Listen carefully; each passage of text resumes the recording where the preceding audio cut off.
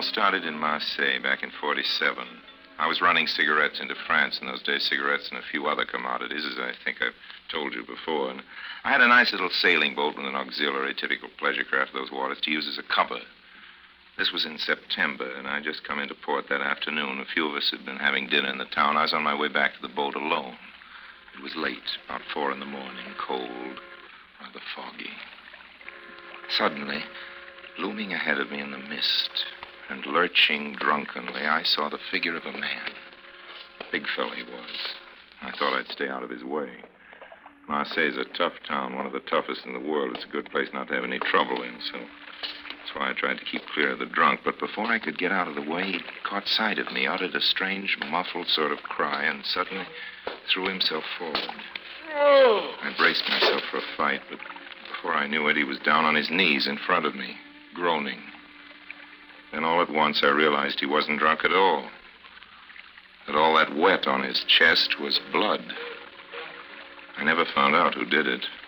Even after I took him onto my yacht, tried to do what I could for him, never told me who it was that had stabbed him.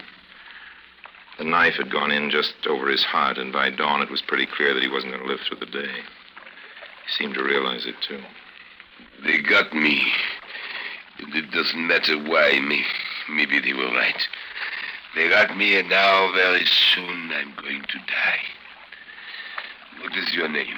Lime, Harry Lime. I've heard of you. You've quite a reputation, Monsieur Lime. I call you Harry. Okay. I am Draco. Yes, I see from your face that you have heard of me, too. You call me Marcel. Okay, Marcel. That way I spend my last hour or so among friends.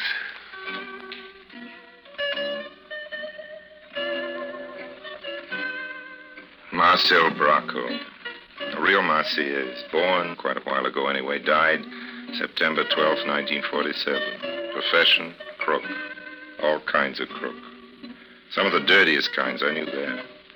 Among other things, I'd heard that Bracco was the chief of the Amazons. It was a gang of girls. Crooks, all of them. He was the... No, the big, ugly man in my berth wasn't one of the nice people. And you mustn't think because I'm telling you this story that I've anything to say in his favor. But he was a guy. See what I mean? He was somebody. And he was dying. Steady, old man. Easy does it. I'm with you. I haven't got time to make a wheel. I know that sounds like a joke, but I'm serious, Harry. I'd like to leave you something to show my gratitude, something to remember me by. That's okay, old man. No, all I can give you is this. And it's worth something, Harry. It's worth quite a lot. I give you a name. A name, Harry. Do not think I am joking. This name is just as good as money or jewels. Remember it. The name, it is Maurice Juvolet. Did you hear that, Harry? Juvolet. Maurice Juvolet. Well, who is he? Oh, he's many things, Harry. He's a very many different sorts of man. You must remind him of this. It will be like money to you. Where do I find him? In the Chamber of Deputies of the National Assembly of France. What do I say to him? I'm dying, Harry. Hold my hand. I am, old man. I'm holding it. I haven't time to tell you. You must ask Julien. Julien? Yes, Julien Moreau. Moreau? Moreau. But he was dead. I pulled the sheet up over his big, ugly face and went out of the cabin and locked the door.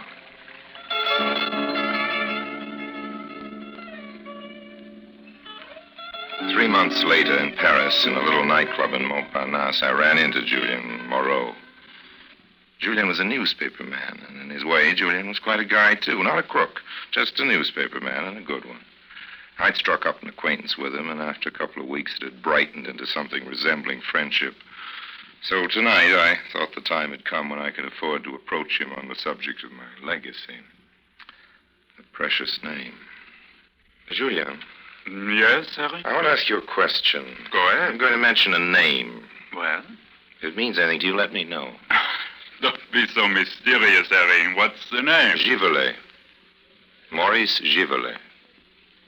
Why do you ask? Why don't you answer? Excuse me, Harry. I want you to tell me why you mentioned that name. You won't tell me anything about him unless I do? I'm afraid not. Well, there was a guy down in Marseille told me that name. He said it was worth money. Worth money? Yes, that's what he told me. He was dying at the time. That man in Marseille, he must have been a criminal. Well, don't go all prim and moral on me, Julian. Yes, as a matter of fact, he was something along those lines. What of it? I'm not going moral on you, Eric. I'm nothing very special myself, but when you say to me that the name Maurice Givelet is worth money, well... Well, what? There's a nasty world for that, Harry. A nasty world for that kind of money. What do you mean? Chantage. I don't get that. That's French, Harry. French for blackmail.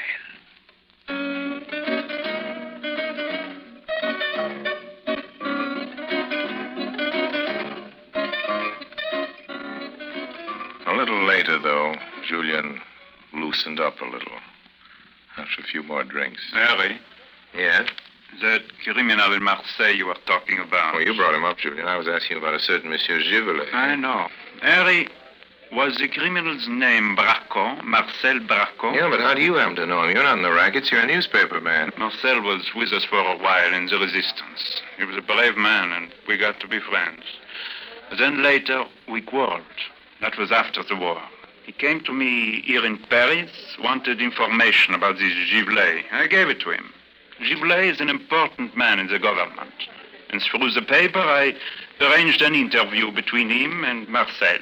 But I told you, Harry, blackmail's something I can't forgive. And Marcel was blackmailing this Givelet? Yes, not for money, but for protection, police protection. Marcel, as you probably know, had that gang they call the Amazons. But what was he blackmailing Givelet about? What did he have on him? Plenty. And you know what it was? Certainly, Marcel told me. But exactly what was Givelet's past? Ah, Harry, that's Mr. Givelet's secret. And yours, old man. It's yours, too. Yes, Harry, as you say. It's mine, too. Oh, must be something pretty bad. Bad enough for a man who's trying to make something decent of himself. Oh, don't think I like Mr. Givelet. I hate him. But as long as he behaves himself, I won't denounce him. As long as he behaves himself. So that's your price, is it? Don't you see, old man? In a way, you're a blackmailer yourself.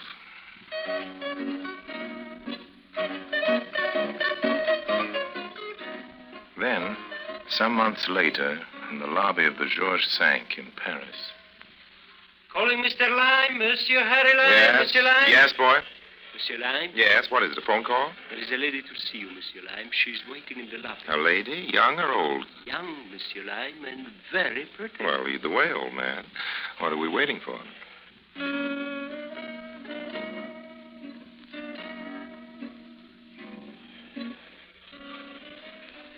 Hello.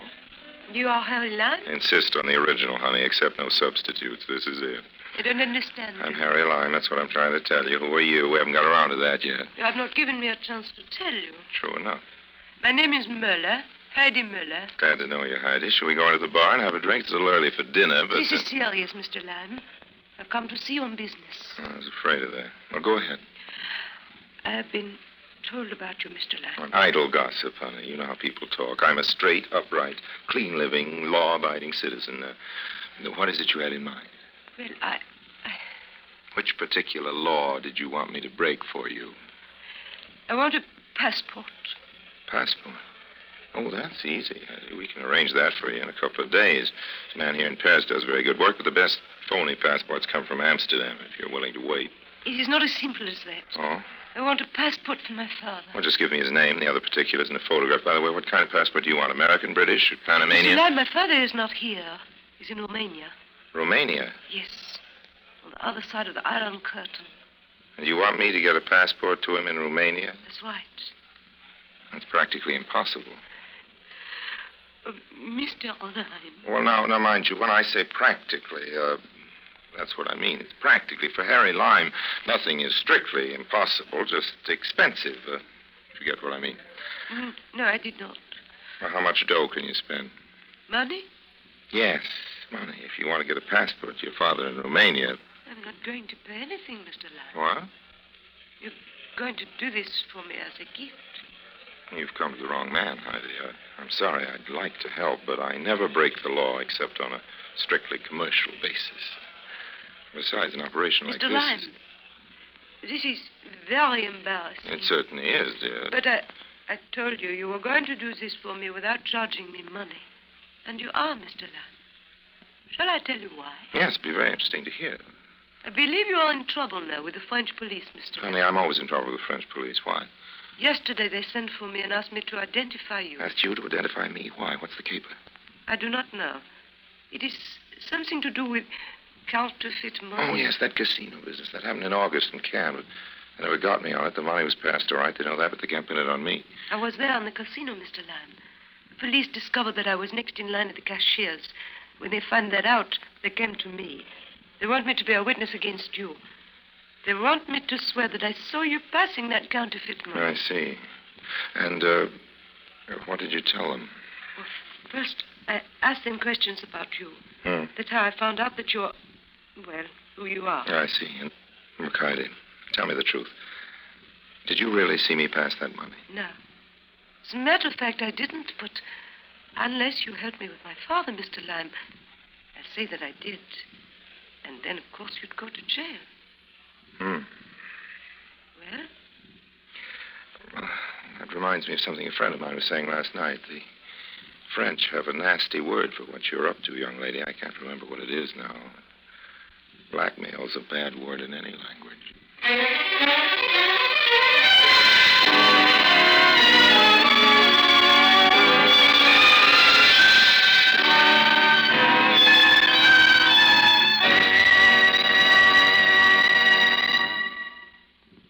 In a moment, Orson Welles returns as Harry Lime, the third man.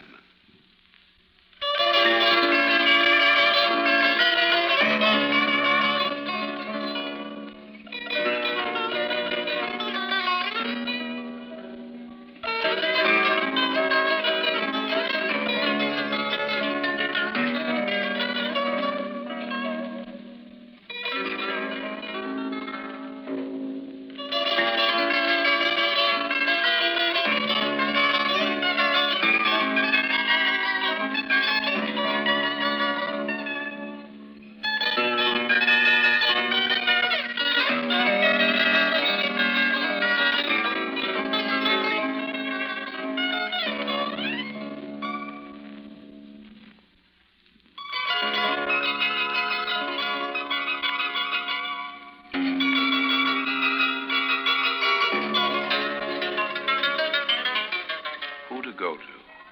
Mama Rodzinski. That's who I thought I'd apply to with my little problem. Mama Rodzinski is quite a character and a great authority on passports, frontiers, international laws in general, and how to break them in particular.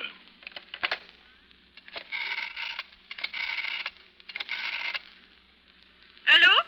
This is Harry Lime speaking. Harry Lime, I want to speak to Mama. Ne quittez pas. Allô? Hello, Mama. Yes? This is Harry, Mama. Are you? Lime, Mama. Harry Lime. I'm in trouble. I need help. Bad trouble? Sort of. Come up. I see you right away.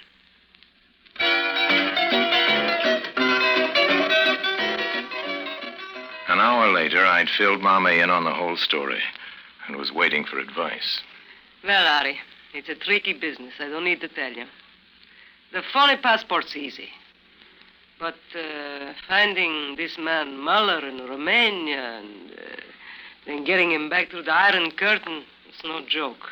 Look, Mama, I didn't come here to listen to how difficult it is. I want some help. Well, there are two ways. Yeah? The first way, you go to Romania yourself. That's the way I don't like. I don't blame you. A man can get killed around there. The other way is through diplomatic channels. Well, the way you say it, it sounds easy, Mama, but do you know any ambassadors? No. I don't know any ambassadors, and neither do you. All you need is somebody high up in the government here in France. If you could just find a weak place somewhere. A weak place where you could put some pressure. You mean blackmail? I don't like the word, Harry. No. I mean pressure.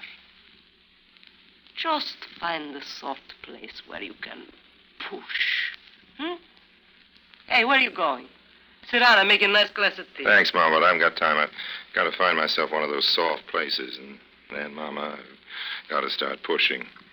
Pushing quick, or else. Or else? It's that same old word, Mama. I don't like it any more than you do.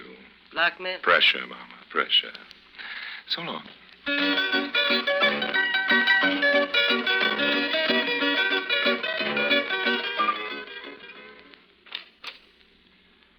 Monsieur Lime? Yes? Monsieur Givelet will see you now. Come this way, please.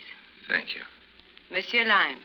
Oh, yes, come in, please. What can I do for you? Well, I'll get right down to the point, Chivley. I know you're a busy man as well as an important one. Well? I have a favor to ask. Ah? There's a man in Romania. He's stateless. Nansen passport before the war. His daughter's here in France. She wants to get him out. Are you serious, monsieur? Lime. Such a thing as you are asking. Why, it's practically impossible. And I will be frank with you. I don't even know who you are. Lime, Harry Lime. I told you that, old man. Well, you see, even on the highest ministerial level... It would be, as you say, practically impossible. I like that word, practically, Mr. Givelet. It gives me a little hope. Yes, but... I know. Don't bother to say it again. You don't know me from Adam, Monsieur Givelet, but there, you see, I have the advantage. I know you from Adam, Monsieur Givelet. I even know you from Monsieur Givelet. I don't understand. I've been in touch with a friend of yours. What friend of mine? A man called Bracco. What? Marcel Bracco. The name seems to mean a good deal to you. He said it would. Bracco is dead. But not Bracco's secret, not your secret, old man. He gave it to me before he died. Now then, when can I expect some action on my client, Miller? Your client? The man who needs a passport. Remember the case you said was practically impossible? Leave the particulars with my secretary. You will hear from me before the end of the week. Thanks, old man. I appreciate this. I really do. And when do I hear from you? Again, I mean, blackmailers always come back. Well, that's a nasty word, old man. Don't use it again, and you won't see me.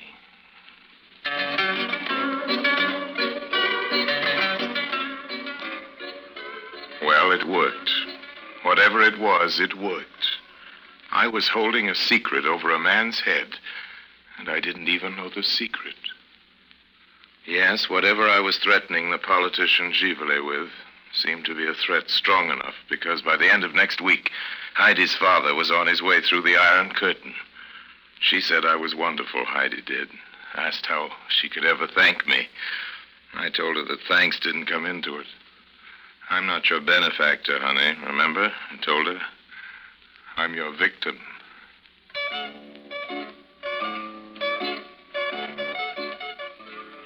About 4 months later, Julien wrote me from New York.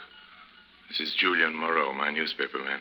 Dear Harry, he wrote, now that it's all over, I think you have a right to know the truth. The truth about Givelet, I mean. I'm reading to you now from Julien's letter. Givelet was born in a suburb of Paris. His political life began when he joined a group wearing black boots and brown shirts of a violently anti-democratic character. This was all during the 30s. Then, during World War II, came his big chance. You will see that this Givelet, while essentially a little man, is clever. He secures for himself very early in the German occupation a false identity card, and it is under the false name of Givray that he is a collaborationist, a Nazi stooge, and a black marketeer. His real name is therefore a good name. It is the false one which is bad. Now it's the beginning of 44. Convinced that the Nazis are near the end, he rushes forward to the fighting French, and under his real name joins their invasion corps. Under his true identity, he gives them some assistance. And at the end of the war, the power of the resistance becomes overwhelming, and their investigations far-reaching, so Givelet drops the false identity of Givray forever. Now, notice, please, that his original name is above reproach, since it was under the false one that he acted for the Nazis. Now, there's need for men like himself, modest, self-effacing, industrious. And so it comes to pass that the little fascist street fighter, the black marketeer, the collaborationist who betrayed scores of his countrymen to the Germans, is triumphantly elected to the parliament as representative of one of the great historical parties of France. Well, now, my friend, we come to the Amazons. I gave them this title in the newspapers myself just before the war. Theoretically, the racket was broken up, but in fact, it was still flourishing in Paris until the very recent death of a certain Marcel Bracco. This gang worked in pairs late at night. Gangs of girls, striking up casual acquaintances with visiting provincial gentlemen of a certain age and steering them to various nightclubs, finally to a cheap bar where the respectable old gentleman was invariably rolled, as you say in America. In other words, everything was taken from him, and if possible, afterwards he was blackmailed. Now, some such poor old fellow was being beaten up in a bar by Bracco and the others who worked in his gang when Givelet, driving home from an all-night session at the National Assembly, heard the noise. He was waiting for a traffic light to change, and seeing no police on the street, he went into the little bar to investigate. Now, Mark, this was a genuinely kindly act, the act of a self-respecting French citizen. And you see what it got him. Of course, the gangsters turned on him and beat him senseless. Going through his wallet, they came on his old identity card, which he'd kept for some reason or another, concealed behind a photograph of his mother. It was the card of Givray, the Nazi stooge. Thus, his secret fell into the hands of Bracco, who used it not to extort money, but for police protection for his gang. Very recently, as you may have read in my column, Monsieur Givelet was being considered for an important new post in the ministry. And then you, my dear Harry, came to him with your threats. Threats of exposing something the very nature of which, as it happened, you didn't even understand. Now, Givelet had begun to breathe again, you see, and to hope after Bracco had died. But your visit was too much for him. The French government had put a price on the head of Givray, the Nazi stooge.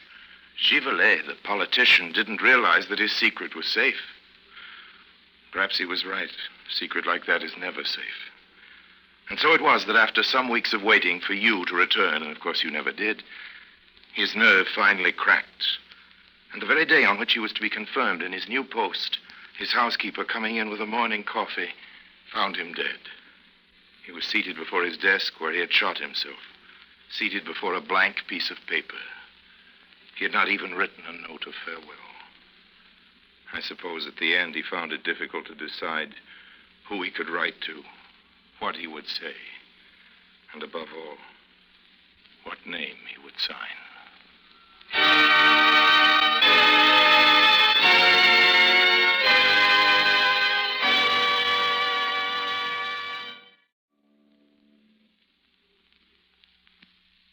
And now, Harry Lime. A few days ago, I was in Paris. I went into a little place I know near the markets where they make a wonderful fish soup. And who should I see having lunch there but Heidi? Heidi and an old gentleman I was sure must be her father. It was. She introduced him, and I sat down with him for a drink. So finally, I get to meet the wonderful Harry Lime. This is really a pleasure. Well, I'm glad you're with us here, Miller, on the sunny side of that iron curtain. Thanks to you, Mr. Lime. Oh, no, really, it wasn't me. But yes, my daughter has told me everything. Everything, Heidi? Did you tell your father everything? Well, Mr. Lime, I told him all the wonderful help. But did you tell him how you managed to persuade me to do it? Not exactly. Not exactly. What's this? Secrets? Why, Heidi, you're blushing. Heidi, I'll make a deal with you. A deal? I won't tell your father what you did if you let me take you both to lunch. But that's blackmail. It's a nasty word, Mr. Miller. Let's not use it again. It'll spoil our soup.